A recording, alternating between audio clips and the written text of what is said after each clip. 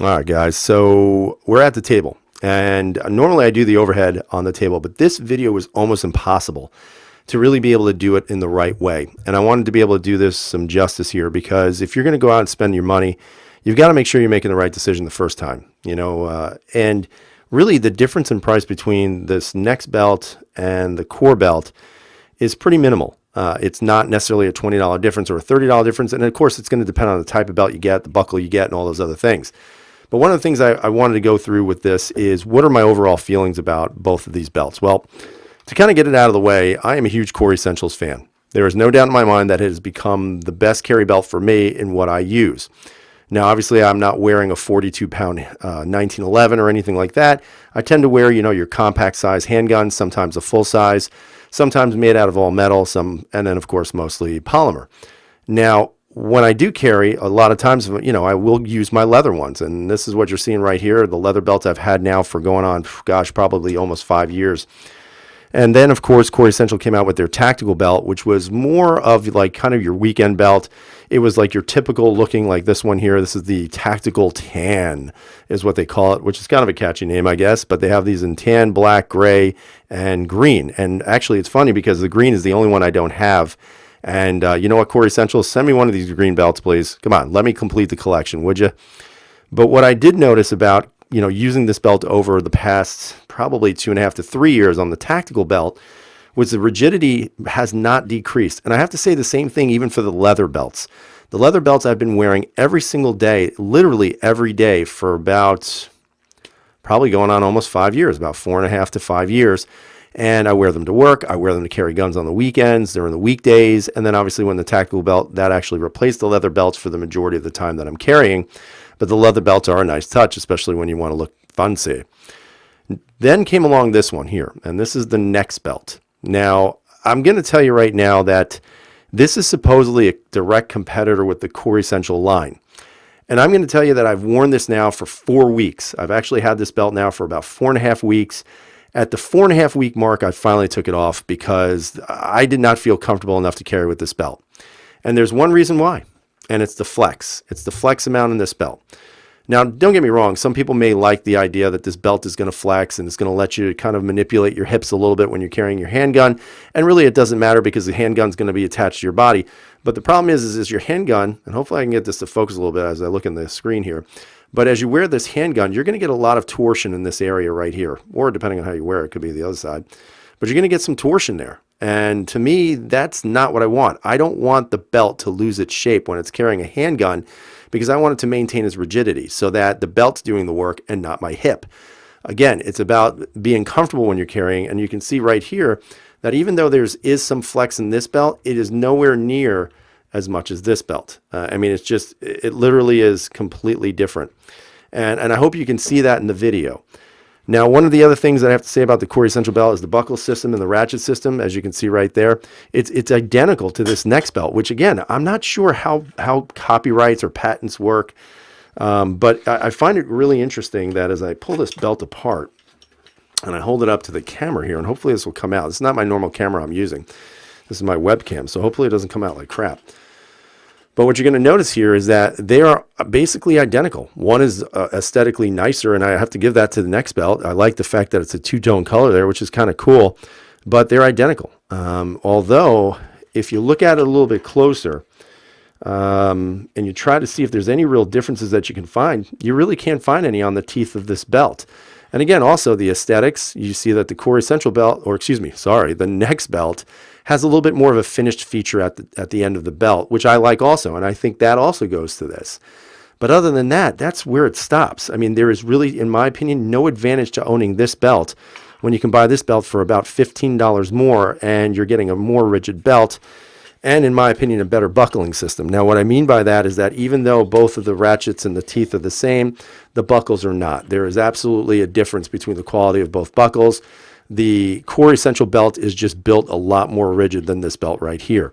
Now, what I mean by that is that you can feel the difference. It's hard for me to explain on camera, and you're not going to necessarily see it. you actually have to be able to hold it. One of the other areas that I noticed that was different were the teeth that actually hold the belt in place on both of these. The teeth on the Core Essential belt are much thicker, much sharper than this one. And I've got to tell you, boy, it is this thing, when it bites down on the belt in the Core Essential belt, it's not giving anything up. Again, both buckles have a system where you have to put in little Allen screws here, and that holds everything in place and gives you that snug feeling. And again, that's something kind of cool because Core Essentials didn't have that initially, and now they do, which I think is even better in regards to making sure everything stays, where it needs to be. Now, one of the other things that I noticed about the NexBelt is the actual way that this belt cinches in. Okay, so it's about the same, doesn't feel really that much different. There's a little bit more wiggle, I guess you can say, from side to side. But one of the things that I also noticed is that the lever here that you have to actually push down on, or push away from you, I should say, when you do it, it doesn't feel like it's releasing. It doesn't feel like there's enough spring tension to actually be able to release the belt. Another thing that I was noticing as I was wearing this for a few weeks is that as I was releasing the belt kind of got hung up on the corners here. And one of the things that I noticed on the corners right here was that everything is beginning to fray.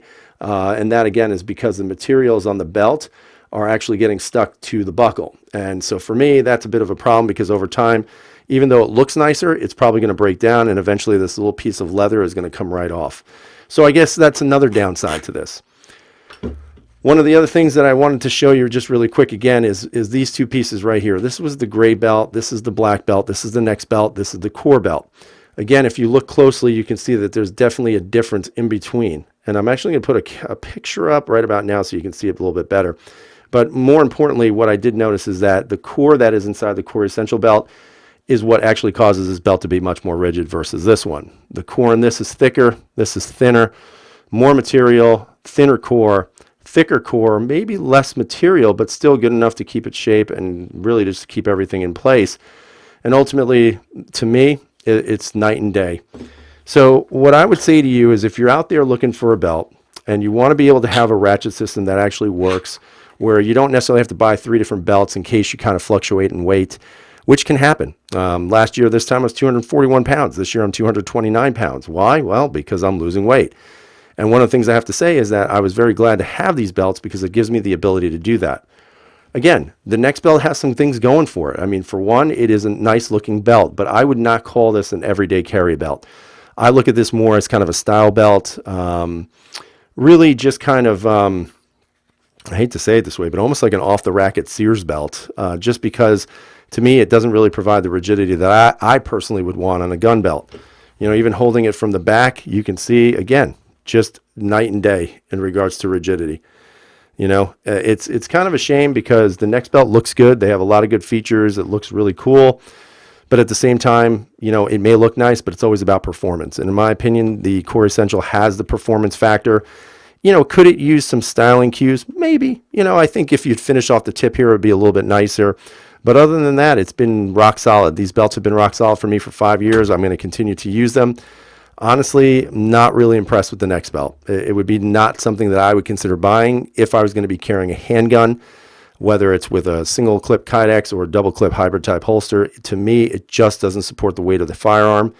It rolls a little bit, and I just don't like that. I don't want the gun's weight to be buried into my hip because the belt is turning in as opposed to the belt holding it solid, where I'm using my hip just to support a little bit of the gun. So that's kind of what I thought about these two belts. Again, it's really not a surprise. I mean, like I said, I've been a huge fan of Core Essential belts now going on for 5 years. I've worn them daily for that long of a time, and I have yet to find a company or a competitor that uses a very similar system that's even close to what Core has to offer.